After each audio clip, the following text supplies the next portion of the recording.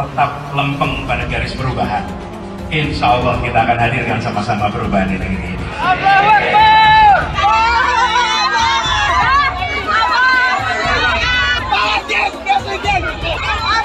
Pilpres sudah sebulan lalu dan Pak Anies masih menyindir Pak Prabowo, tapi itu haknya Pak Anies. Saya hanya ingin menambahkan informasi. Pertama, di era demokrasi Pak Prabowo pernah merasakan menjadi oposisi selama 10 tahun, sedangkan Pak Anies belum pernah menjadi oposisi.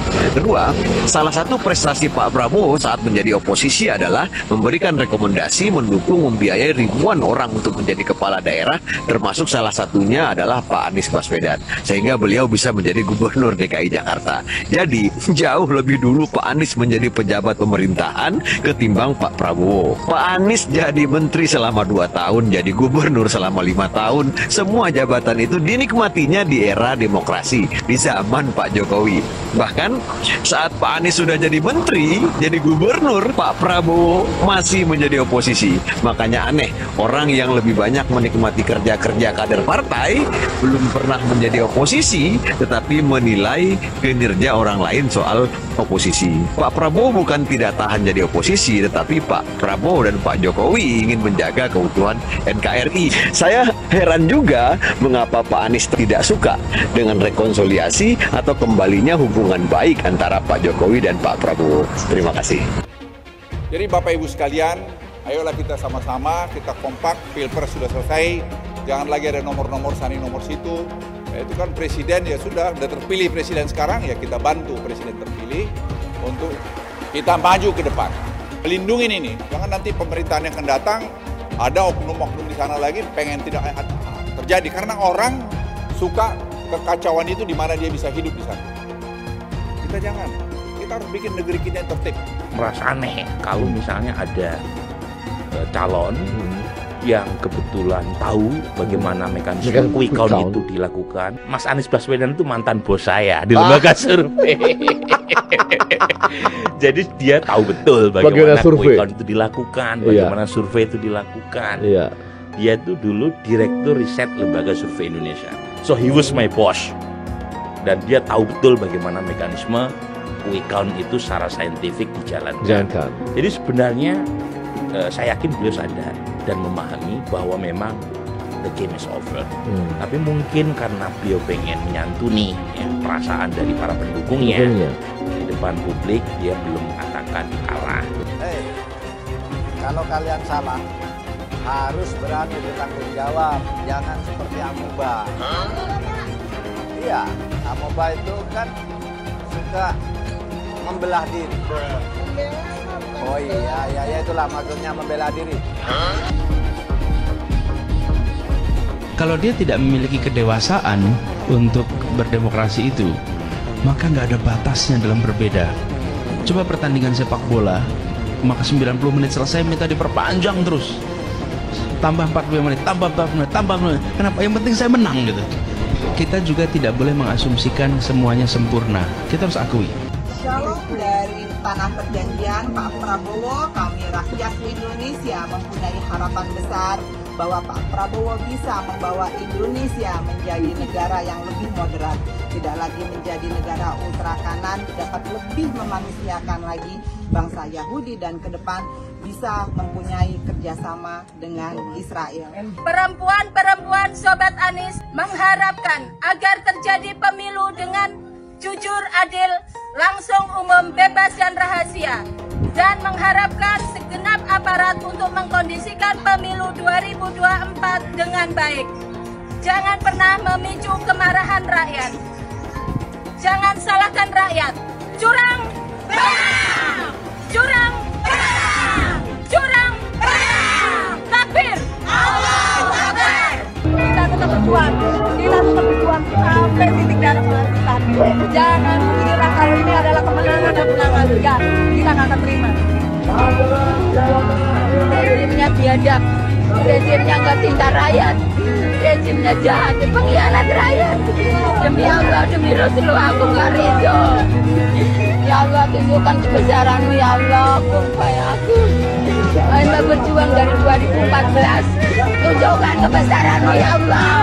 Kalau memang dia punya kuasa pasti menang pun bayangkan. Pelaku kejahatan HAM diberikan gelar oleh Presiden terhormat kita Bapak Joko Widodo dengan gelar Jenderal Bintang 4. Maka hari ini saya Noviana akan juga memberikan gelar kehormatan kepada seorang Joko Widodo, yaitu gelarnya sebagai Bapak Pengkhianat Bangsa dan Bapak Perusak Reformasi. Luar biasa dan luar biadabnya Jokowi. Seekor anjing pun, ya, dia akan sadar, dia tahu yang namanya balas budi. Saya akan siap melawan rezim Jokowi dan bangkitnya Orde Baru di negeri ini. Lalu, teman-teman di sini apakah hanya diam dan diam melihat ketidakadilan yang ada di negeri kita? Kita adalah orang-orang yang dulunya mendukung Jokowi. Jadi kita jugalah yang harus bertanggung jawab untuk melawan rezim Jokowi. Selama ini kita pikir seorang Jokowi itu orang yang baik. Ternyata dia adalah iblis berkedok manusia. Ya, Jokowi adalah iblis berkedok manusia. Mohon terhormat atau rakyat memilih.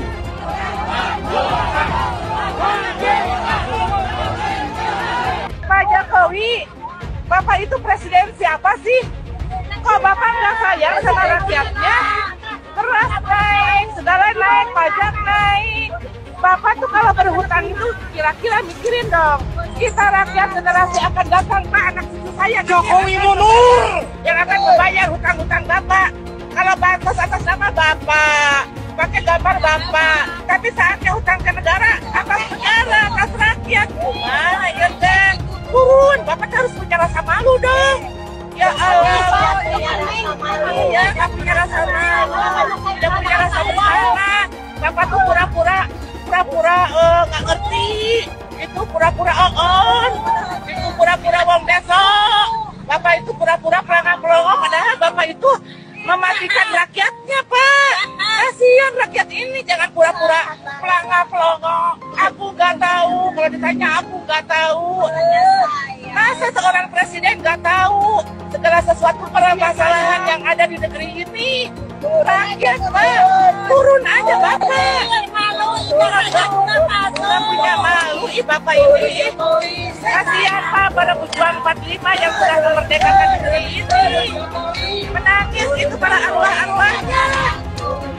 Masih Bapak, seluruh rakyat Indonesia dari Sabang sampai Merauke, Pak. Semua itu rakyat. Aku pilih 02, tapi ada yang bilang pendukung 02 itu bukan orang cerdas. Tapi nggak apa-apa, memang aku bukan orang yang cerdas. Betul. Tapi setidaknya aku bukan orang jahat dan yang paling penting hati ini masuk waras. Karena percuma juga cerdas, tapi kelakuan seperti orang yang tidak waras. Dan yang jelas, mau pilih calon presiden mana saja itu bebas. Karena berbeda pilihan itu boleh, tidak dilarang dan tetap sah. Jadi tak perlu lagi merendahkan, menghina kalau pendukung paslon lain itu semuanya goblok dan pendidikannya rendah. Ingat, dengan cara kau merendahkan orang lain tidak membuat dirimu terlihat cerdas dan gagah, tapi akan terlihat jauh lebih rendah daripada sampah. Orang-orang yang kalah itu harusnya sudah kasih pidato pengakuan. Kasih pidato pengakuan kekalahan, bukan malah mencoba untuk membuat hiruk pikuk, ya, apalagi kemudian mencari jalan lain di luar prosedur yang diberikan. Kalau sengketa hasil pemilu kan dan pelanggaran-pelanggaran itu prosedurnya sudah diberikan. Ya, pelanggaran lewat Bawaslu. Ya, kalau ada persengketaan hasil lewat Mahkamah Konstitusi. Tapi tampaknya dua pihak yang kalah tidak mau untuk menjalani prosedur itu. Mereka malah ingin mengalihkan prosedurnya ke proses politik. Kalau ke proses politik itu sebenarnya bukan pemilunya yang memenangkan Prabowo Gibran yang akan mereka utak-utik. Ya, yang akan mereka utak-utik adalah pemerintahannya Pak Jokowi. Jadi kalau bisa Pak Jokowi tetap berusaha untuk dimakzulkan, berusaha untuk diturunkan, ya, karena ada hak angket yang ingin mereka coba. Walaupun menurut saya hari ini itu sama sekali tidak mendapatkan dukungan dari masyarakat. Karena masyarakat akan mengait-ngaitkannya dengan kekalahan pemilu. Ini karena kalah pemilu aja bikin angket nih. coba menang pemilu, tentu mereka nggak akan bikin angket. Kami sudah muak dengan pemilu curang. Kami datang ke sini sebagai rakyat sipil bergerak. Kami cinta yang namanya keadilan. Kami cinta namanya perubahan. Kami muak dibohongi, dicurangi. Dengan siapa? Tanyakan sendiri dengan hati kalian. Pengen perubahan, tapi kalau diajak bergerak untuk menegakkan keadilan di kantor KPU, KPU itu curang. Saya tanya kepada KPU, goblok nggak? Goblok apa enggak? Tolol apa goblok? Ngakunya insinyur, ngakunya profesor, tapi diajak jebun neraka. Dia mau dengan money dan jabatan yang terjual belikan negara kita oleh siapa? Komunis Cina. Ini fakta. Kalian gak usah takut menyampaikan kebenaran. Kalian gak usah takut. Yang hak katakan hak, batil katakan batil. Allahu Akbar. Allahu Akbar. Tapi kan itu quick count, belum real count. Ya nggak apa-apa. Kalau tidak percaya dengan sampel, jangan periksa darah lagi di lab. Karena laboratorium itu kalau periksa hanya 1 tetes darah. Kalau kita tidak percaya untuk mengetahui keseluruhan darah yang ada mengetahui. Tapi kalau kita tidak percaya dengan 1 tetes darah, maka sedot seluruh darah. Ya, yang pertama saya ingin menyampaikan terima kasih kepada partai pengusung, pendukung, seluruh masyarakat dan relawan ya atas hasil quick count-nya. Tapi biasanya kalau quick count yang seperti ini kan ada yang nanti tidak setuju kan.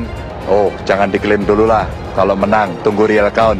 Maka saya ingin menyampaikan terima kasih juga terhadap seluruh aparat yang sudah menjaga dan yang ada di sini sangat baik sekali begitu sehingga Jawa Tengah aman ya.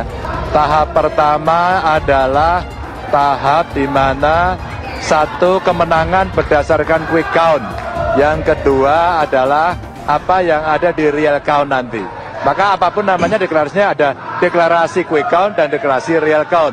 Banyak yang kebakaran jenggot nih karena Prabowo Gibran menang telak sekali putaran. Saking gak terimanya, semuanya tuh pada nuduh curang. Bilang rip demokrasi lah, selamat datang rezim otoriter lah, bilang inilah, bilang itulah. Sorry to say ya, kubu 01 sama 03 yang gak terima kekalahan harus denger nih nasihat dari Pak Mahfud MD. Kata Pak Mahfud MD, orang yang takut kalah itu selalu menyerang. Semua pemilu dituduh curang oleh yang kalah. Intinya kalau kalah mah kalah aja. Mereka yang kalah akan cari 1000 pembelaan untuk menolak kekalahannya. Ingat, jujur atau curang itu subjektif. Yang kalah selalu merasa dicurangi. Tapi kemenangan itu objektif. Begitu juga dengan kekalahan. Ya udahlah, yang kalah terima aja.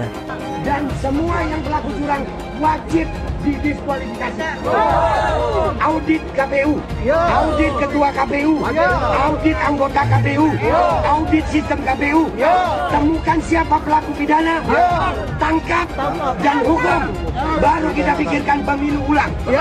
Kalau tidak ada audit KPU, tidak ada audit ketua KPU, maka kita wajib menolak apapun hasil dari yang diputuskan oleh KPU. Siap lawan, siap lawan, siap lawan, Allahu Akbar. Menyikapi perhitungan suara pemilu, kami sampaikan hal-hal sebagai berikut. Memprotes keras deklarasi pemenangan 02. Kedua, mendesak kepada yang berwenang untuk mendiskualifikasi Prabowo Gibran sebagai paslon 02 pada Pilpres 2024. Pemunculan nama Gibran Rakabuming Raka sebagai calon wakil presiden 02 yang dilakukan melalui rekayasa hukum yang sangat memalukan dan langsung disambut oleh KPU tanpa lebih dahulu menunggu revisi peraturan KPU telah nyata-nyata telah mengkhianati konstitusi. Presiden yang nyata-nyata bersikap cawe-cawe terhadap pelanggaran pemilu 2024 dengan mengerahkan aparat pemerintah mendukung pemenangan paslon 02 sangat menodai demokrasi di Indonesia. Kami mendesak Presiden Joko Widodo dan semua penjabat yang telah merusak demokrasi dan hukum Indonesia secepatnya mundur atau dimakzulkan. Seharusnya pemilu diulang sampai Anies menang. Catat ya, tahun 2024 pasti ada yang menuding KPU itu curang. Pilpres, apakah curang? Pilpres juga ada curang, tapi itu di bawah, bukan kontestan, bukan pemerintah. Di bawah, dan sama-sama curang. Oleh sebab itu di Pilpres itu, kalau kecurangannya tidak signifikan, curang 10.000 suara. Terbukti, yang satunya curang juga 5.000 suara. Apakah pemilu batal? Nggak bisa, kalau nunggu pemilu bersih, pemilu nggak akan selesai. Oleh sebab itu yang curang-curang itu diselesaikan melalui hukum pidana. Curang, bawa ke pengadilan, terbukti 500.000 dia curang, tetap menang dia. Karena 500.000 ini kalau diberikan ke saya, tetap kalah 4 juta. Tapi apakah yang curang 500.000 itu dibiarkan? Tidak. Itu ke pengadilan pidana.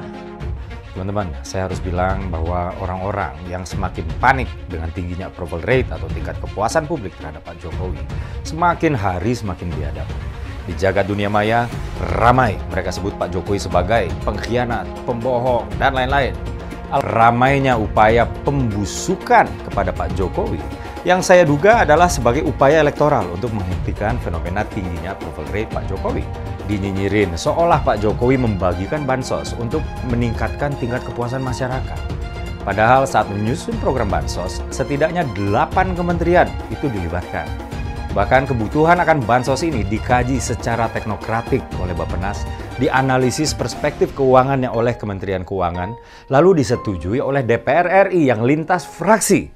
Saat itu nggak diributin, bahkan disetujuin. Lalu kenapa sekarang diributin? Ya program bansosnya diributin, ya Pak Jokowi yang bagiin langsung bansosnya juga diributin. Ya karena yang ributin ini dulu belum merasakan dampak elektoral dari pecah kongsi dengan Presiden Jokowi. Ketika dampak tersebut udah dirasain, mereka sibuk menyerang Pak Jokowi dengan membabi buta. Jangan hanya karena adanya korelasi negatif antara kepuasan rakyat terhadap kinerja Pak Jokowi dan elektabilitas si Copras-Capres, maka terkesan takut kalau Pak Jokowi dicintai rakyat. Bahkan mereka nggak ada yang bisa buktiin semua tuduhan yang mereka tembakin ke Pak Jokowi. Justru dari kubu mereka lah yang pernah terbukti melakukan kecurangan. Saya mensyukuri kenapa kalah, kenapa ditahan. Saya bersyukur atas itu semua. Saya coba bayangkan ya, kalau seandainya waktu itu kita menang gitu ya, hari ini belum tentu kita bisa nikmati seperti ini. Kita bersyukur 5 tahun Tuhan izinkan kasih ke orang yang pintar ngomong untuk kerja.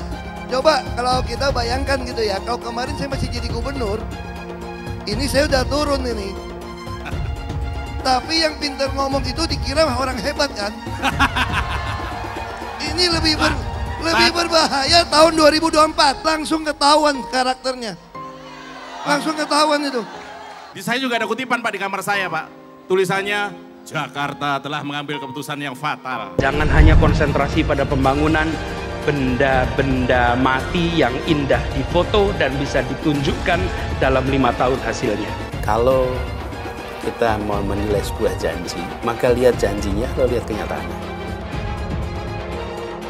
Dulu janjinya apa ya? Dan ini aneh, betul-betul aneh. Ini bukan kampanye, tapi saya sampaikan di sini. Di satu sisi menyiapkan jalur-jalur air untuk dikirim ke laut, di sisi lain di lautnya dipasang dengan pulau reklamasi, tinggal tunggu waktu jadi rob, air balik. Dan ini melawan sunnatullah. Kenapa? Air itu turun dari langit ke bumi, bukan ke laut. Harusnya dimasukkan ke dalam bumi, masukkan tanah. Di seluruh dunia air jatuh itu dimasukkan ke tanah. Bukan dialirkan pakai gorong-gorong raksasa ke laut. Jakarta telah mengambil keputusan yang fatal. Bukan banjir, itu memang parkir air. Bukan banjir, itu memang parkir air. Masyarakat berkeliling dengan membawa toa untuk memberitahu semuanya, termasuk sirine. Ibon 82 miliar. Apa alat transportasi yang dimiliki oleh hampir setiap orang? Alat transportasi yang dimiliki semua orang adalah kaki. Kalau seandainya orang Jakarta percaya Pak Anies jadi gubernur pun, saya berani jamin kok dia akan lakukan normalisasi yang sama seperti saya lakukan kok. Nggak usah bohong lah. Jadi ketika air sampai di muara, maka siap untuk dipompa ke laut. Pancasila Soekarno, ketuhanan ada di pantai. Anak Tuhan dari mana? Kalau Yesus anak Tuhan, bidangnya siapa? Besok di seluruh wilayah Indonesia kami katakan dan iblis hanya menggoda orang yang beriman. Makanya jarang-jarang orang kafir kerasukan setan. Yang kerasukan setan itu orang baik-baik. Jarang, saya belum pernah nengok Cina kerasukan setan. Pernah tak Ahok itu kerasukan setan? Enggak, setannya juga pernah. Karena sesama setan dilarang saling menggoda. Karena di salib itu ada jin kafir. Karena di salib itu ada jin kafir. Karena di salib itu ada jin kafir. Haleluya. Kepalanya ke kiri apa ke kanan? Kepalanya ke kiri apa ke kanan? Tetap percaya salib itu lambang mulia, bukan jin. Kok ketawa? Aku nggak nyindir siapa-siapa loh. Anies merupakan antitesis daripada Pak Jokowi.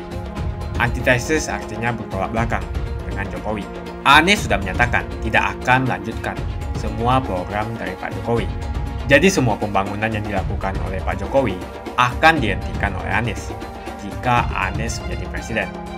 Lagi pula Anies didukung oleh khilafah dan pendukung Anies adalah ormas seperti FPI dan HTI.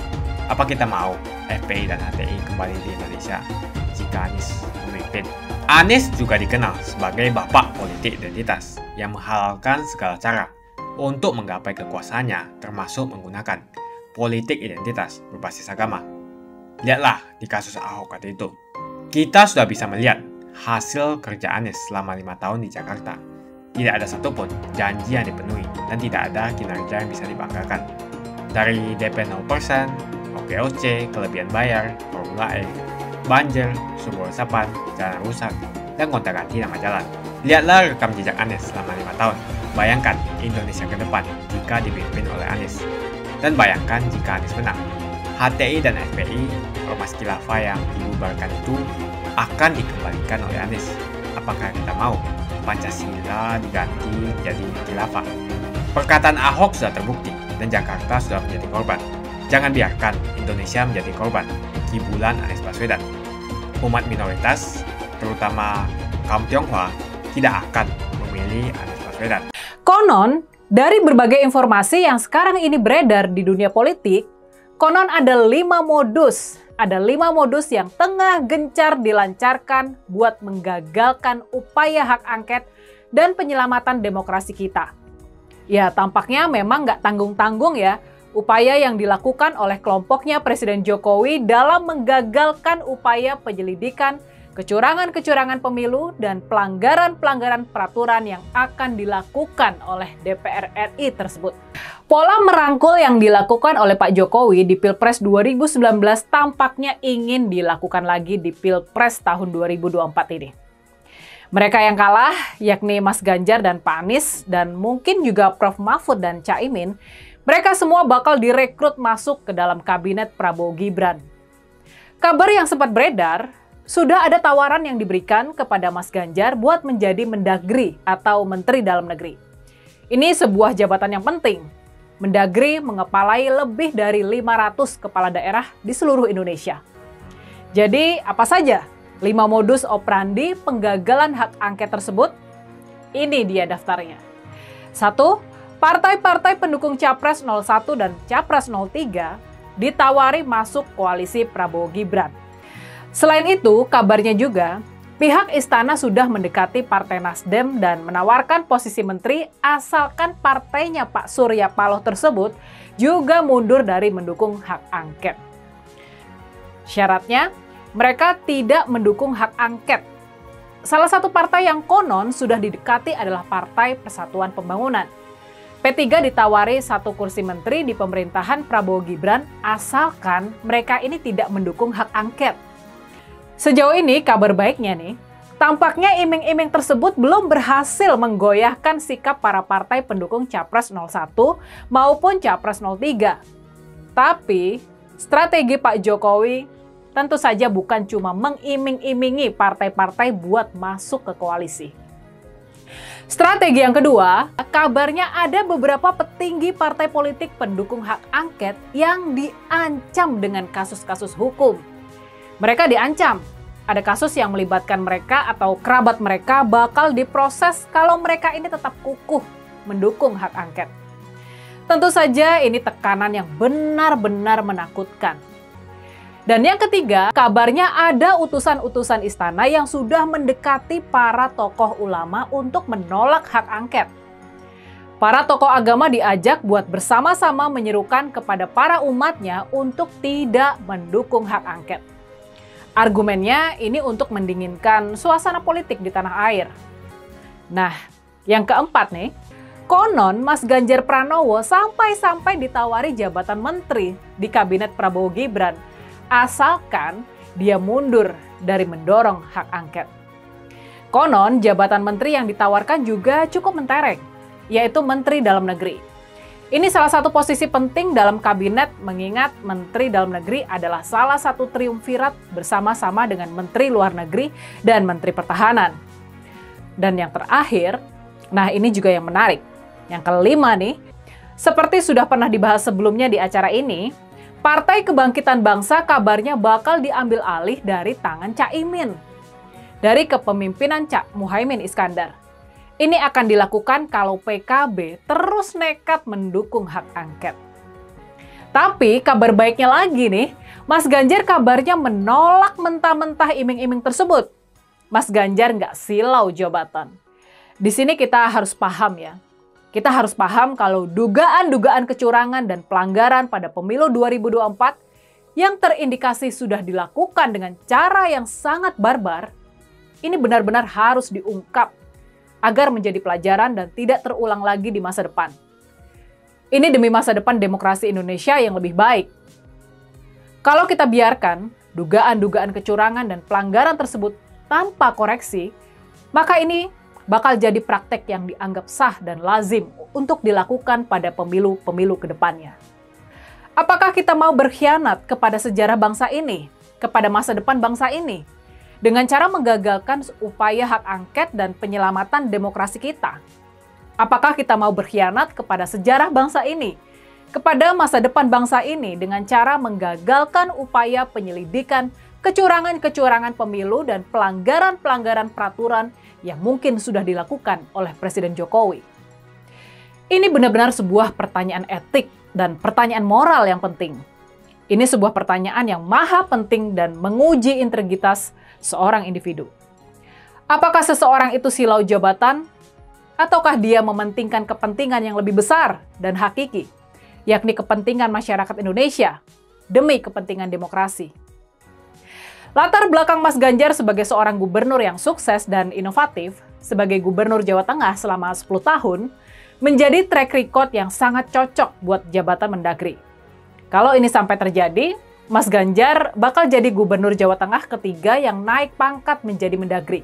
Walaupun ide menjadikan Mas Ganjar sebagai Menteri Dalam Negeri adalah usulan yang baik, ini usulan yang sangat masuk akal, tapi masalahnya dari sisi etika dan kepentingan demokrasi, apakah tawaran ini sudah tepat? Gimana? Apakah tawaran ini memang sudah tepat?